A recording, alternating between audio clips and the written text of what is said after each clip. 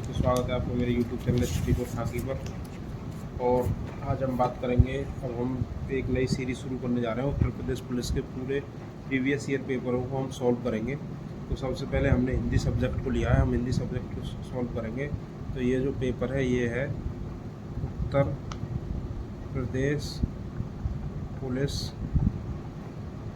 परीक्षा कांस्टेबल। कब का है ये 18 जून 2018 को हुआ था। 41,520 के लिए 41,520 के लिए हुआ था। और फर्स्ट मीटिंग का ये पेपर है, फर्स्ट मीटिंग का। तो इसमें हम हिंदी सब्जेक्ट को देखेंगे दोस्तों। हिंदी अपने आप में बहुत पूर्ण सबसे ज़्यादा नंबर लाने वाली सब्जेक्ट है और सबसे कम समय में सबसे ज़्यादा नंबर लाने वाली सब्जेक्ट है। तो इसमें जो जितने भी क्वेश्चन आए उसके बारे में हम बात करेंगे। तो पहला जो क्वेश्चन है दोस्तों वो है बीजक किसकी रचनाओं का संग्रह है। तो number A Kabir, number 2 Jaisi Malik Mohammad Jaisi, number C Surdas और नंबर डी तुलसीदास। तो इसका जो आंसर है वो कबीर, ए कबीर सही है। ए कबीर बीजक जो है वो कबीरदास की रचना है। सूरदास की जो रचना है सूरदास की वो है सूरसागर और साहित्य लहर। याद कर लें, बहुत बार क्वेश्चन आ जाता है, अभी भी आया ही है, ऐसी कोई दिक्कत नहीं है। सूरसागर और साहित्य लहरी। और मलिक मोहम्मद जायसी की रचना जो है पद्मावत। तो दोस्तों दीवान जी बता रहे हैं, पीछे से दीवान जी बोल रहे हैं पद्मावत है। ये दीवान जी हैं, एक्स सर्विसमैन, आर्मी से रिटायर्ड होकर पुलिस में आए हुए हैं। तो इनको भी याद है, बता रहे हैं कि मलिक मोहम्मद जायसी की रचना है पद्मावत। उसके बाद तुलसीदास की दोस्तों जो रचना है, तुलसीदास की महत्वपूर्ण रचना तुलसीदास पर भैया इन्होंने तो अपने जीवन में पता नहीं क्या क्या लिख दिया है, राम के बारे में इतना कुछ लिखे हैं। देखो दीवान जी बता रहे हैं दोहावली, गीतावली और रामचरितमानस। ये इनकी रामचरितमानस, विनय पत्रिका।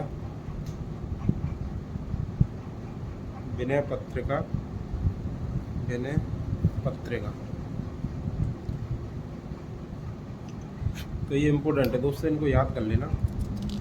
2 नंबर पे अब हम बात करेंगे। 2 नंबर क्वेश्चन है अंधेर नगरी किसकी रचना है। अंधेर नगरी किसकी रचना है। A Jaishankar Prasad, B Mohan Rakesh. 2 number question है, ए पे है अंधेर नगरी किसकी रचना है, जयशंकर प्रसाद, बी मोहन राकेश, सी है भारतेंदु हरिश्चंद्र और डी है भीष्म साहनी। तो इसका उत्तर है सी भारतेंदु हरिश्चंद्र।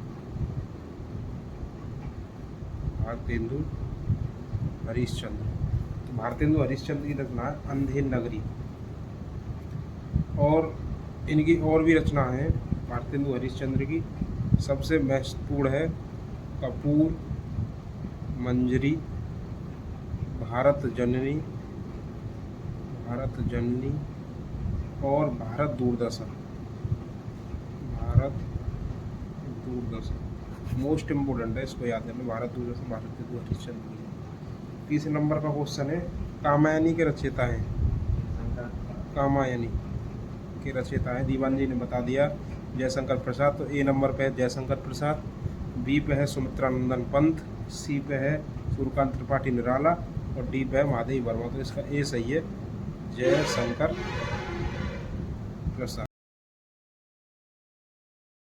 तो ये जयशंकर प्रसाद की और भी रचना है। कौन कौन सी रचना है, तितली,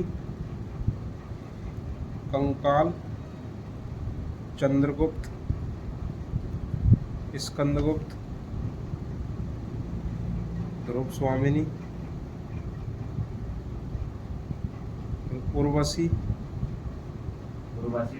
उर्वशी के जो लेखक रामधारी सिंह दिनकर भी हैं, लेकिन रामधारी सिंह दिनकर, लेकिन एक उर्वशी के लेखक जयशंकर प्रसाद भी हैं। दो किताबें लिखी हैं, तो आपको देखना है कि ऑप्शन में क्या है, रामधारी सिंह दिनकर है या ऑप्शन में उर्वशी है, मतलब जयशंकर प्रसाद है।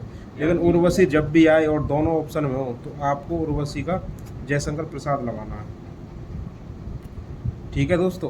क्वेश्चन नंबर 4 है, क्वेश्चन नंबर 4, गोदान किसकी रचना है? गोदान किसकी रचना है?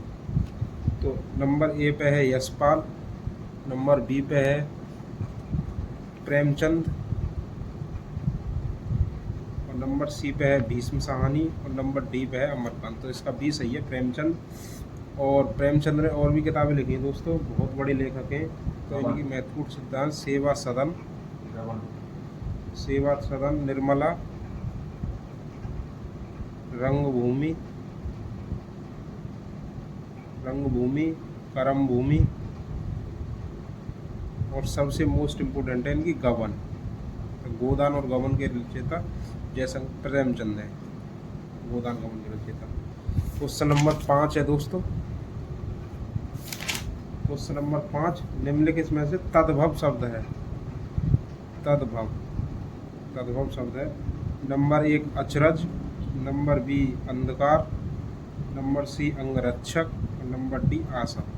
तो इसमें तत्सम शब्द, तद्भव शब्द जो है वो अचरज, ध्यान रखना दोस्तों। बाकी सब तत्सम शब्द हैं।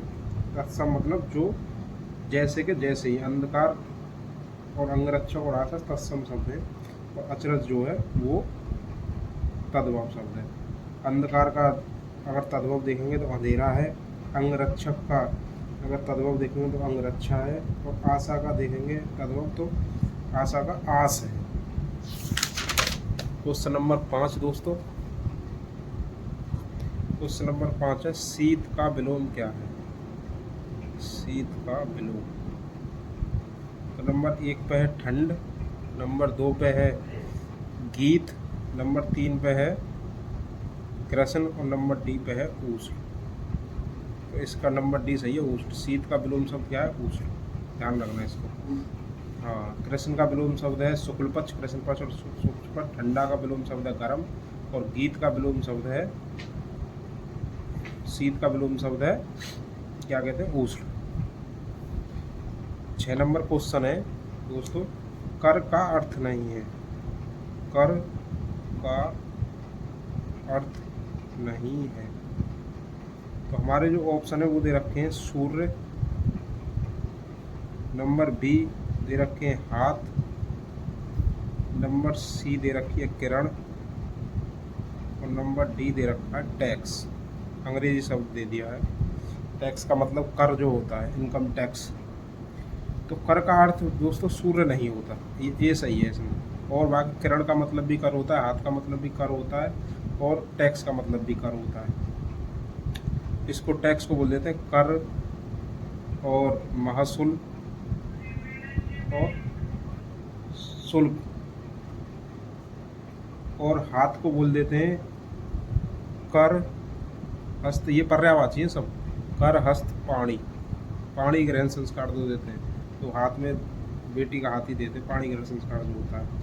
और उसके बाद सूर्य के हैं सूर्य, दिनकर, दिवाकर, दिवाकर, रवि, भानु, सूरज, मार्तंड, भास्कर, प्रभाकर, ये सूर्य के होते हैं। सब पर्यायवाची सूर्य के हैं। और किरण के पर्यायवाची हैं कर, रश्मि, अंशु, मारीची, मयूख। तो ये सब पर्यायवाचियों को आप याद कर लें। तो सूर्य का मतलब कर जो है वो सूर्य का पर्यायवाची नहीं है, हाथ का है ये रहा कर, किरण का है कर, और टैक्स का है कर। क्वेश्चन नंबर 7 दोस्तों, जो कठिनाई से मिलता है, जो ये एक वचन आ गया, जो एक शब्द आ गया, कठिनाई से मिलता है, तो उसके लिए वन वर्ड बताना है, एक शब्द होगा। नंबर 1 दुर्गम, नंबर 2 दुर्लभ, नंबर 3 अगम और नंबर डी सुलभ। तो इसका जो बी दुर्लभ जो है, दुर्लभ, ये सही है। जो कठिनाई से मिलता है वो दुर्लभ। दुर्गम का मतलब है दोस्तों, दुर्गम जहाँ जाना कठिन हो, दुर्गम स्थल होता है कि नहीं, जहाँ पहुँचना कठिन हो, वो होता है दुर्गम। अगम जो होता है, अगम जिसके अंदर या जिसके पास, अगम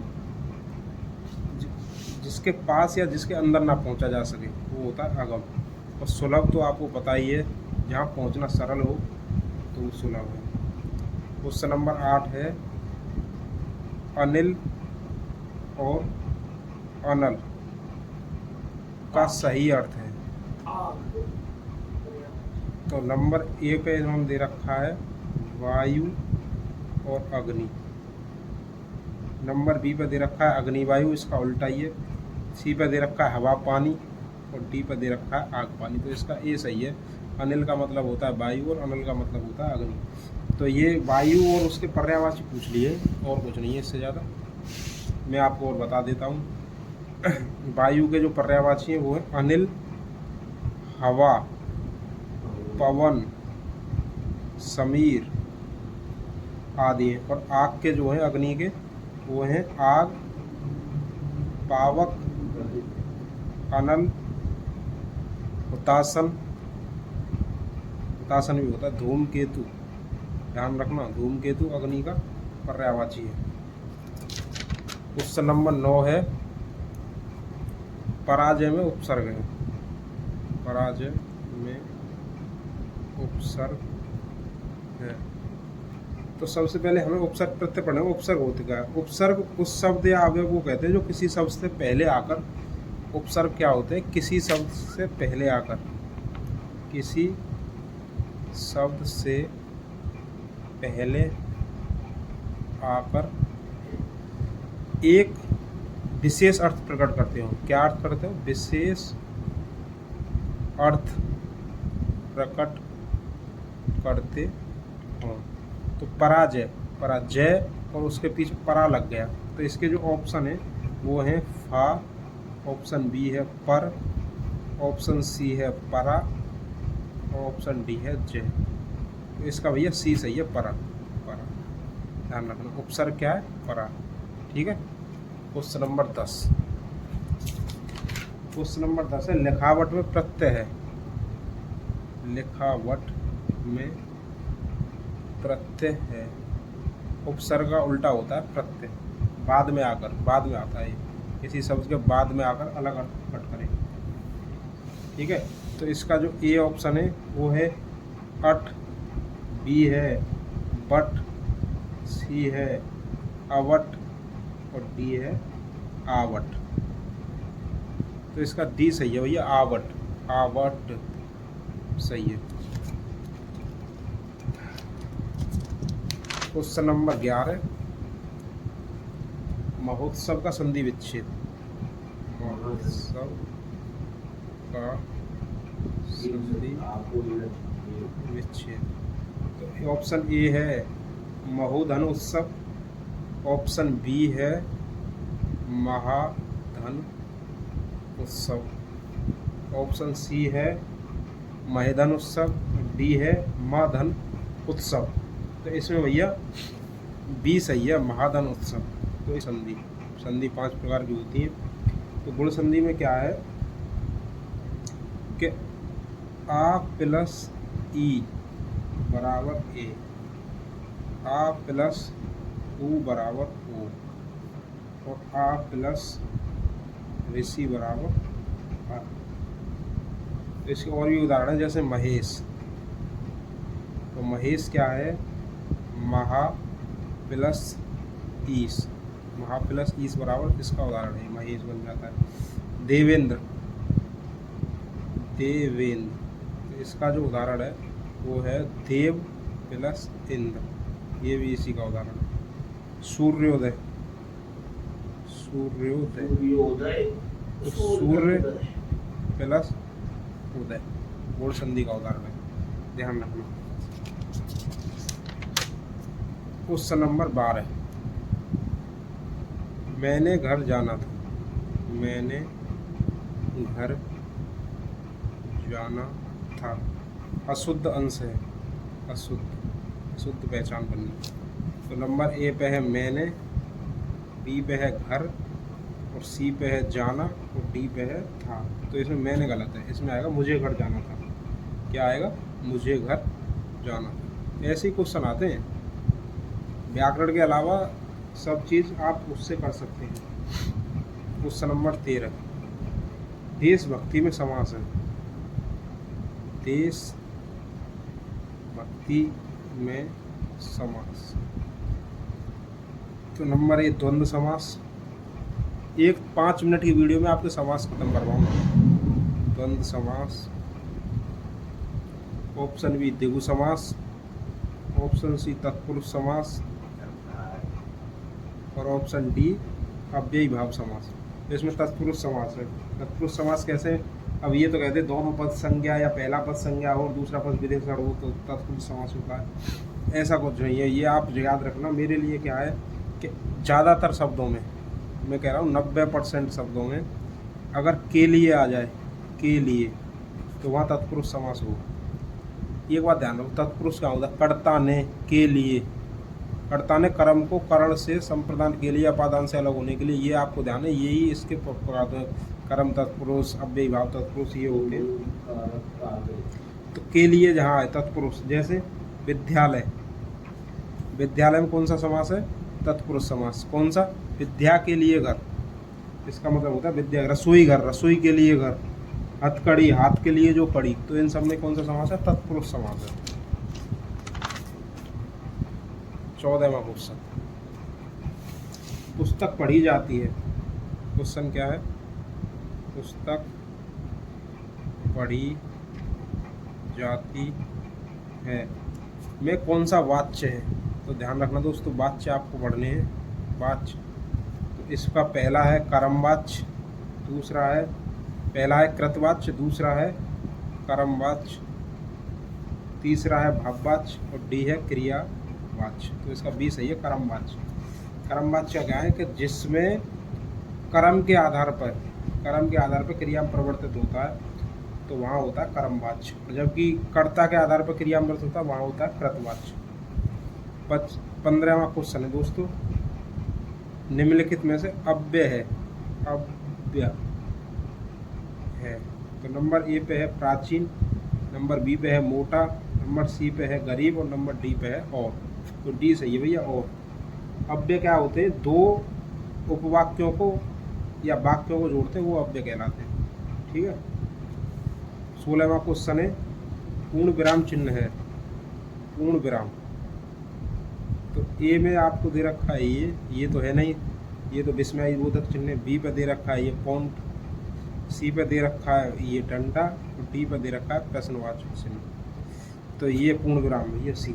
पढ़ लेना। 5 मिनट की वीडियो बनाऊंगा इस चीज़ पर, 5 मिनट की वीडियो इन पर बनाऊंगा, विराम चिन्हों पे 5 मिनट में बताऊँ। 16वां क्वेश्चन दोस्तों, 16वां क्वेश्चन है, दूध का धुला होना मुहावरे का अर्थ।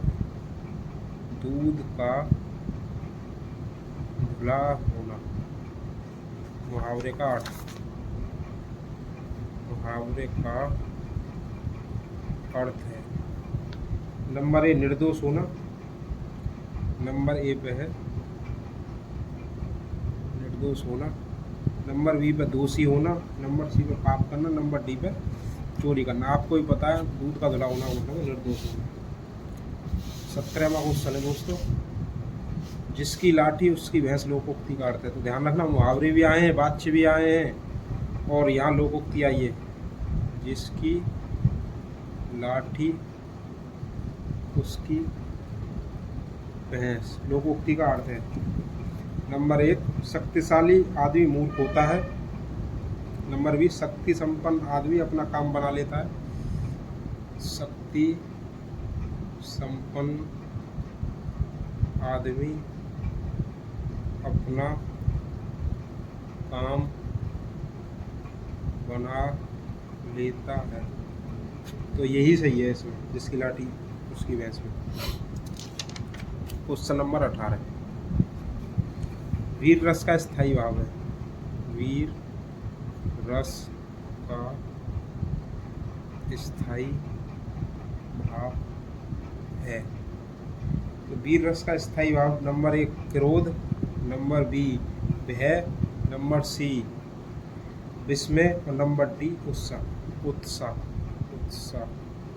तो इसका वीर रस का स्थाई भाव है उत्साह, ध्यान रखना इसका। रौद्र रस का होता है क्रोध, रौद्र रस का स्थाई भाव क्या है? क्रोध। और भयानक रस का स्थाई भाव है, भयानक रस का स्थाई भाव है भय। और अद्भुत रस का स्थाई भाव है विस्मय। अद्भुत रस का स्थाई भाव क्या है? विस्मय। ध्यान रखना दोस्तों। क्वेश्चन नंबर 19 है, दोहा के प्रथम चरण में कितनी मात्राएं होती हैं? दोहा के प्रथम चरण में मात्रा number A 11, number B 12, number C 13 और नंबर डी 14। तो इसका सी सही है। दोहा में क्या होता है? पहले और तीसरे चरण में 13-13 मात्राएं होती हैं और दूसरे और चौथे चरण में 11-11 मात्राएं होती हैं। अर्थ सम्मात्रक छंद है। 20वां क्वेश्चन है दोस्तों। 20वां क्वेश्चन क्या है? कौन सा 20वां क्वेश्चन, कौन सा शब्दालंकार है? शब्दालंकार है। तो नंबर 1 उपमा, नंबर बी रूपक, नंबर सी उत्प्रेक्षा, नंबर डी यमक। सबसे पहली बात है अलंकार। अलंकार कितने प्रकार के होते हैं? अलंकार होते हैं 3 प्रकार के। कौन कौन से? नंबर 1 शब्दालंकार, नंबर 2 अर्थालंकार, अर्थालंकार, नंबर 3 होते हैं उभयालंकार, उभयालंकार। तो शब्दालंकार कौन कौन से हैं? अनुप्रास, वक्रोक्ति,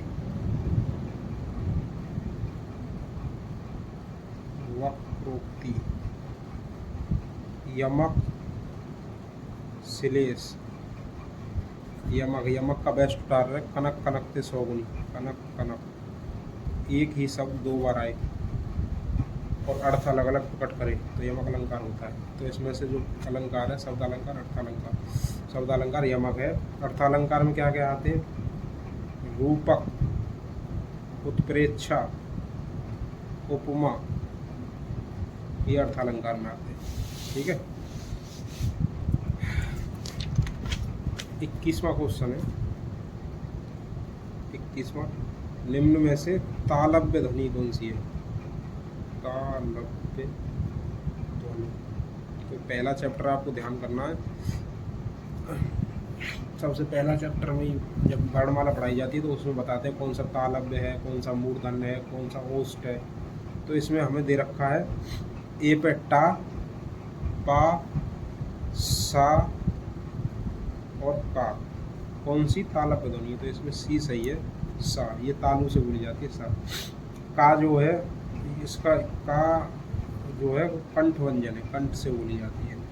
पा जो है ओष्ठ व्यंजन है, ओष्ठ से बोली जाती है। ठीक है, ध्यान रखना इस बात। इनमें से कौन सा अघोष है? 22वां क्वेश्चन है। अघोष सघोष से प्रश्न आ जाते हैं। कौन सा अघोष है? अघोष है।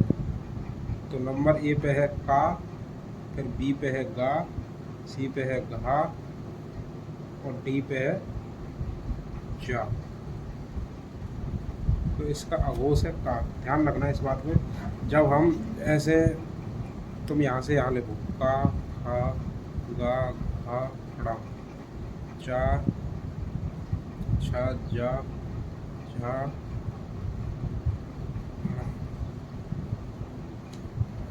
टा, ठा, डा, ढा और इनको ये आपने लिख लिया। तो इसमें क्या होता है? पहले और दूसरे अघोष होते हैं, ये अघोष है, और इसके बाद के जो हैं ये सघोष है, सघोष, और ये अघोष। ये लिख के देख लेना आप। तो इसमें पूछा अघोष है तो का इसमें आ रहा है ना, तो ये अघोष है। जो गा गमला ये रहा सघोष, जा ये रहा, घा ये रहा, तो ये सब सघोष है, ध्यान रखना इस चीज़ को। तो हमारा आया 23वां क्वेश्चन। कौन सा शब्द स्त्रीलिंग है? स्त्रीलिंग है। तो ए पे दे रखा है उपहार, बी पे दे रखा है ग्रंथ, सी पे दे रखा है मस्तक, और डी पे दे रखा है रचना। तो डी स्त्रीलिंग, रचना जो है वो स्त्रीलिंग शब्द है। अब आ गया 24वां क्वेश्चन। पुल्लिंग है, पुल्लिंग है। तो ए पे है इच्छा, लड़की का नाम होता है, ये तो स्त्रीलिंग है, पता ही चल रहा है। बी होता है राष्ट्र, पुल्लिंग है। सी रक्षा, ये स्त्रीलिंग है। और डी योग्यता, स्त्रीलिंग है। तो इसका उत्तर है बी। 24वें का उत्तर क्या है? योग्यता। 25वां क्वेश्चन। किस शब्द का प्रयोग सदा बहुवचन में होता है? सदा बहुवचन में होता है। ए पे लड़का, बी पे दे रखा है घोड़ा, सी पे दे रखा है प्राण, प्राण जाए पर वचन न जाए, और डी पे दे रखा है वधु। तो इसका सही उत्तर है प्राण। प्राण हमेशा बहुवचन में यूज होता है, जबकि लड़का लड़के और लड़के होते हैं, घोड़ा का घोड़े होते हैं, वधु वधु का वधुएं, ये वधुएं या वधुओं को ये दे दो, ये सब होते हैं। ठीक है। 26वां क्वेश्चन। ने किस कारक का चिन्ह है? ने किस कारक का चिन्ह है? तो कर्ता ने, कर्म को, कर्म का को है कर्ता ने, तो ए पे है कर्ता, तो कर्ता ने कर्म को करण से, ध्यान है तुमको। बी पे है कर्म, सी पे है करण, और डी पे है संप्रदान के लिए। तो इसका ए सही है, कर्ता ने, ध्यान रखना। 27वां क्वेश्चन है। निम्नलिखित में से सर्वनाम है, सर्वनाम है। ए पे दे रखा है भैया घर, बी पे दे रखा है आप, सी पे दे रखा है इन्होंने पहाड़, और डी पे दे रखा है नदी। तो इसका भैया निजवाचक सर्वनाम है आप। 28वां क्वेश्चन है। निम्नलिखित में से विशेषण है, आप देख रहे हैं संज्ञा सर्वनाम विशेषण कारक सब आ रहे हैं। विशेषण है लंबाई, ए पे है लंबाई, बी पे है बुढ़ापा, सी पे है समझ, और डी पे है शांत, शांत। तो विशेषण है भैया शांत। गुणवाचक विशेषण जो है वो 4 प्रकार के होते हैं। 4 प्रकार, कितने प्रकार के होते हैं? 4 प्रकार के। गुणवाचक, परिमाणवाचक, सार्वनामिक, सार्वनामिक और संख्यावाचक। ध्यान रखना इस चीज। 29वां क्वेश्चन है। प्रेरणार्थक क्रिया है, प्रेरणार्थक क्रिया। ए पे है बोलना, ना ए पे है गिरना, बी पे बोलना, सी पे है सुनना, और डी पे है कहना। तो इस प्रेरणार्थक क्रिया भैया सी, सुनना। ध्यान रखना। जब ये कहता है किसी कार्य को खुद ना करके दूसरों से बोलता है कि इस कार्य को तुम करो, तो वहाँ प्रेरणार्थक क्रिया होती है। ये आपको पढ़ने पड़ेंगे।